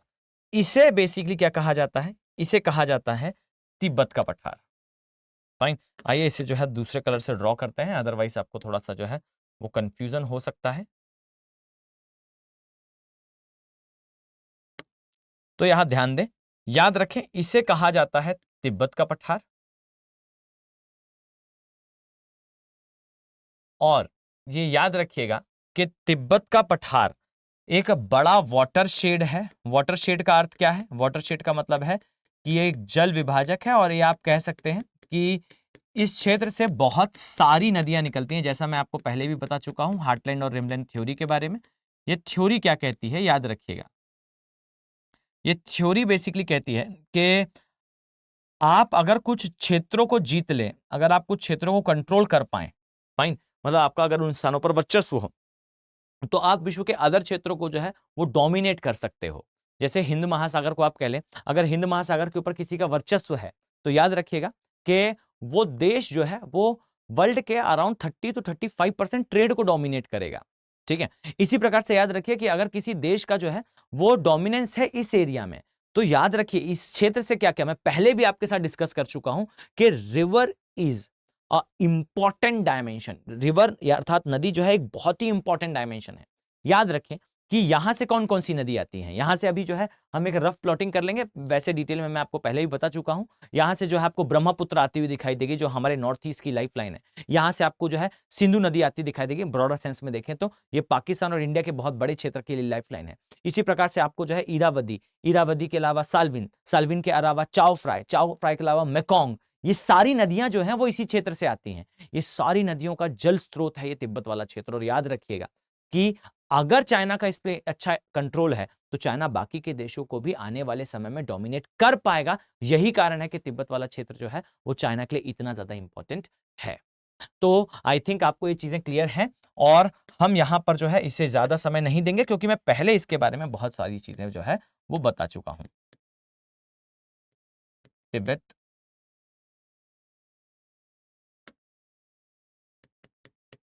प्लेट्यू या फिर पठार। याद रखें कि इसके पश्चात आपको जो है आगे का क्षेत्र धीरे धीरे कम हाइट का, और यहां से जो है फिर ग्रीन एरिया और चाइनीज बेल्ट का क्षेत्र जो है वो स्टार्ट हो जाता है। तो आपको बहुत ज्यादा जो है इस क्षेत्र के लिए परेशान होने की आवश्यकता नहीं है। यहां से जो है फिर ग्रीन एरिया अर्थात कोस्टल एरिया जो है वो स्टार्ट होता है। तो आपको बहुत ज्यादा परेशान होने की इस क्षेत्र की आवश्यकता नहीं है। लेकिन पर्वतों को आपको जो है याद रखना चाहिए। यहां मैं जो है वो नाम बता दूं आपको, ये जो है ये कुल्लू शान है, ये काराकोरम है। तो आई थिंक अब आपको बाकी की सारी चीजें जो है क्लियर हैं कि एशिया का ये वाला क्षेत्र ये कहां पर है। तो ये याद रखिए, ये जो है आपको इस स्थान पर दिखेगा। इसका हमने जो है वो डिटेल फॉर्म यहां देख रखा है। जस्ट अ सेकेंड, हमें इसे जो है वो थोड़ा सा ऊपर कर दूं तो आप जो है वो जल्दी से समझ पाएंगे। देखिए ये जो क्षेत्र आपको दिख रहा है ये वाला, ये क्षेत्र वास्तविकता में कहां है, ये क्षेत्र वास्तविकता में ये है। तो इसका डिटेल फॉर्म आपने ये देख लिया। ठीक, तो आई थिंक ये आपको और ज्यादा क्लियर होगा बजाय इसके कि मैं यहीं पर उस चीज को प्लॉट करने का प्रयास करता। फाइन, तो ये हुआ हमारा ये वाला पार्ट। अब आइए हम जो है वो इसका कुछ और पोर्शन, जैसे अगर मैं आपसे कहूं कि इस क्षेत्र के बारे में आपको और कौन कौन सी चीजें पता होनी चाहिए, तो आपको कुछ चीजें देशों के बारे में पता होनी चाहिए। जैसे याद रखें कि पाकिस्तान को जो है वो नहरों का देश कहा जाता है। बांग्लादेश के लिए भी कुछ इसी प्रकार से मिलता जुलता स्टेटमेंट पुट करा जाता है, उसे नदियों का देश कहा जाता है। भारत को भी नदियों, अब एग्जैक्टली ऐसा पिन पॉइंट प्रश्न नहीं आएगा, लेकिन आपको ये याद रखना है कि रिस्पेक्टिवली ये स्टेटमेंट्स आते हैं। ये भी याद रखें कि आपको यहां पर कुछ देशों के अंदर की ज्योग्राफी के बारे में पता होना चाहिए। जैसे आपको अभी यूक्रेन रशिया का जो वॉर हुआ था, उधर का भी लोकेशनल एनालिसिस आपको पता होना चाहिए। ब्लैक सी, कैस्पियन सी के आसपास का एरिया इंपॉर्टेंट हो जाता है। इसी तरीके से आपको जो है वो कुछ चीजें और पता होनी चाहिए। जैसे अभी इजराइल और पैलेस्टाइन का जो डिस्प्यूट है उसके रिगार्डिंगली प्रॉपर मैपिंग की आवश्यकता है। तो अगर आप चाहें तो आप एशिया वाले पार्ट में ही उसकी मैपिंग को ऐड कर सकते हैं। क्लियर। अब मैं रफली जो है अगर आपके सामने ड्रॉ करना चाहूं कि एशिया की कौन कौन सी रिवर्स आपको पता होनी चाहिए, तो आइए हम एक रफ मैप जो है एशिया का यहां ड्रॉ करते हैं। और उसमें जो है रफली, चूंकि मैं पहले करा चुका हूं इसलिए हम जो है उतना फोकस नहीं लेंगे, लेकिन एक रफ आइडिया जो है हम देख लेते हैं कि हमें कौन कौन सी रिवर जो है वो पता होनी चाहिए। यहां हम जो है अगर इस प्रकार से प्लॉट करें तो आपको ये अरब वाला क्षेत्र दिखाई देगा। याद रखें यहां से आप जाएंगे तो ये हमारा है ग्रेट इंडिया। यहां आपको जो है वो क्षेत्र दिखाई देगा जो बेसिकली है क्या, साउथ का पार्ट, हमारे साउथ ईस्ट एशिया का पार्ट। यहाँ आपको कोरिया का प्रायद्वीप दिखाई देगा, ये कामचटका का प्रायद्वीप है, हमने डिटेल में इसे समझा। और याद रखें यहाँ आपको ईस्ट साइबेरियन सी, लैप्टिव, कारा और बेरेंट इस प्रकार से चलते हुए आएंगे तो इस चीज दिखाई देंगे। यहाँ आपको जो है वो ब्लैक सी, यहाँ आपको जो है वो कैस्पियन सी, इस प्रकार से यहाँ आपको अराल सागर दिखाई देगा। क्लियर। अब इसी तरीके से आप चलते हुए आएंगे तो ये स्थान पर दिखाई देगा। आइए क्विकली रिकैप चलते हैं जल्दी से रिवर्स पर। याद रखें कि ब्लैक सी में आपको कौन कौन सी रिवर जाती हुई दिखाई देंगी, तो ये सारी यूरोपियन रिवर्स हैं, बहुत ज्यादा समय देने की आवश्यकता नहीं। कैस्पियन में याद रखेगा चूंकि ये हमारे क्षेत्र में आता है, एक यूराल नदी है, एक वोल्गा नदी है। इसी प्रकार से याद रखिए अराल सी के अंदर आपको जो है दो नदियां दिखाई देंगी, एक अमू दरिया और एक सिर्रे दरिया। इस प्रकार से यहां पर आपको जो है दो नदियां दिखाई देगी, इसे कहा जाता है टिग्रिस और यूफ्रेटस नदी। याद रखिए एंशिएंट सिविलाइजेशन इसी के आसपास जो है आपको देखने को मिलती थी। इसके अलावा याद रखिए जो जैसा मैंने आपको बताया ये नदी आपको दिखाई देगी, इसे कहा जाता है ओब नदी। याद रखें इसके पश्चात आपको एक और दिखेगी, इसे जो है वो येंसी कहा जाता है। अपर तुंगुस्का और स्टोनी या फिर पतली तुंगुस्का आपको यहां दिखाई देगी। इसी प्रकार से यहां आपको जो है खातंगा रिवर दिखाई देगी, यहां आपको लीना दिखाई देगी, यहां पर आपको जो है येंसीमा दिखाई देगी। ये सारी रिवर जो है हम अभी ही देख के आए हैं, आइए इसे जो है हम याद कर लें। याद रखें ओब और ओब के बाजू में ये जो रिवर दिखाई देती है ये दोनों ही कारासी में जाती हैं, ओब और ये वाली नदी येंसी नदी। यहां मैं नाम भी लिख दूं, येंसी रिवर, ये है तुंगुस्का। फाइन, तो ओब, येंसी, तुंगुस्का। इसके पश्चात याद रखें ये जो दो रिवर्स हैं, यानी कि ये है लीना और ये जो है आपको दिखाई देगी खातुंगा। ये दोनों आपको जो है यहां पर आपको दिखाई देगा, ये कारा है, ये लैप्टिव है। फाइन, ये आपको दिखाई देती है। इसके अलावा याद रखिए एक आपको नदी दिखाई देगी, इसे कहा जाता है अमूर रिवर। फाइन, ये याद रखिए कि अमूर रिवर जो है ये रशिया और बेसिकली मंगोल की बॉर्डर बनाती है, एक ये याद रख सकते हैं। इसके अलावा आपको यहां पर जो है एक होंगहो नदी दिखाई देगी, याद रखिए इसे जो है येलो रिवर भी कहते हैं, येलो रिवर भी कहते हैं। याद रखिए इसे चीन का शोक भी कहा जाता है, यानी कि सॉरो ऑफ चाइना भी कहा जाता है। फाइन, ये बाढ़ लाती है। इसी प्रकार से आपको यहां पर जो है एक सिक्यांग और एक यंगत सिक्यांग नदी दिखाई देगी। फाइन, एक को कहा जाता है सिक्यांग और एक है जिसे कहा जाता है यंगत सिक्यांग। जस्ट अ फ्यू सेकेंड, इसे कहा जाता है यंगत सिक्यांग। याद रखें यंगत सिक्यांग को जो है ये एशिया की सबसे लंबी नदी है, एशियाज लॉन्गेस्ट रिवर, ये आपको पता होना चाहिए। इसके अलावा याद रखें कि यहां पर और कौन कौन सी नदियां हैं, तो आई थिंक, और ये भी याद रखिएगा जो शिक्यांग नदी है इसके किनारे आपको, if I am not wrong, इसे थोड़ा सा देख लीजिएगा, वैसे 99% मैं श्योर हूं कि शिक्यांग नदी के किनारे आपको हांगकांग दिखाई देता है। और याद रखिए यहां पर जो है वो खेती करी जाती है रेशम की, शिक्यांग नदी के पास। फाइन, बाकी एक बार हांगकांग वाला पार्ट जो है आप थोड़ा सा चेक करेंगे। इसके अलावा याद रखें कि यहां पर वैसे 99% मैं श्योर हूं ये सही होना चाहिए। फाइन, इसके अलावा याद रखें कि यहां पर आपको एक नदी दिखाई देगी, इसे कहा जाता है मेकोंग नदी, ये कंबोडिया में अपना जल विसर्जित करती है। इसके अलावा मैं आपको बता चुका हूं कि मेकोंग नदी के अंदर आपको जो है, मेकोंग नदी के पास आपको जो है वो तोनले सैब ये एक झील दिखाई देगी। याद रखें ये जो झील है ये एक राइपेरियन बफर है, ये सरप्लस वाटर जो मेकोंग का आता है उसे स्टोर करती है। इसके अलावा मैं आपको पहले बता चुका हूं कि ये जो नदी है सेकंड मोस्ट बायोडाइवर्स रिवर है आफ्टर अमेजोन, मतलब अमेजन नदी के बाद ये दूसरी सबसे ज्यादा जैव विविधता वाली नदी है। फाइन, बायोडाइवर्स रिवर है। इसके किनारे जो है वो कंबोडिया की कैपिटल भी आती है, आप सभी मुझे बताएंगे कि वो कौन सी कैपिटल है। मेकोंग के बाद आपको इस प्रकार से जो है यहाँ पर कुछ नदियां और भी दिखाई देंगी, डेंस नेटवर्क दिखेगा यहाँ पर। याद रखें एक आपको जो है वो चाओ फ्राई दिखाई देगी। जस्ट अ सेकेंड, इसे थोड़ा सा हम जो है एडजस्ट कर लेते हैं, जस्ट अ सेकेंड। याद रखें ये कुछ इस प्रकार से आपको दिखता है क्षेत्र, तो आपको यहाँ नदी इस तरीके से दिखेगी, ये है मेकोंग नदी जो यहाँ पर डेल्टा बनाए तो ज्यादा अच्छा है। इसके पश्चात यहाँ आपको जो है एक दिखाई देगी, जस्ट अ सेकेंड, इसे कहा जाता है चाओ फ्राया नदी।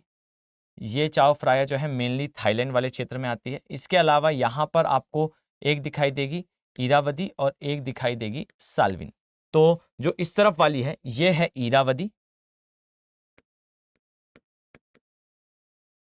जस्ट अ सेकेंड, इसे यहां नहीं लिखते, इसे जो है हम थोड़ा ऊपर लिखते हैं।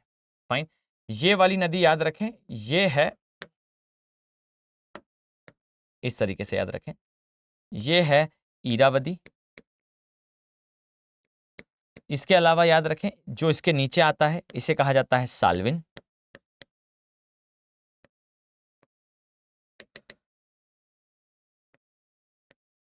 तो इरावदी, साल्विन, फिर चाओ फ्राय या चाओ फ्राया, ये नदी दिखाई देगी, और फिर मेकोंग आएगी। तो इरावदी के लिए याद रखिए, इरावदी साल्विन दोनों ही जो है आपको म्यांमार में बहती हुई दिखाई देती हैं। इरावदी साल्विन में जो है वो सामान्यतः जो है कलेक्टिवली माना जाता है कि ये म्यांमार की जीवन रेखा है। जो इरावदी है इसकी एक सहायक नदी है चिंदविन, और याद रखिएगा आपको इस प्रकार से अगर मैं अलग से भी दिखाना चाहूं तो चूंकि ये थोड़ा सा इंपॉर्टेंट है, आइए इसे थोड़ा सा देख लेते हैं। याद रखिए कि ये है इरावदी, फाइन, ये याद रखें ये है इरावदी,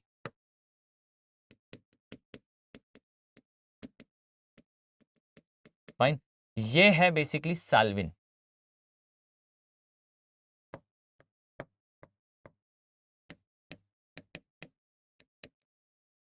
फाइन, और याद रखिए यहां से आती है, इसे कहा जाता है चिंदविन।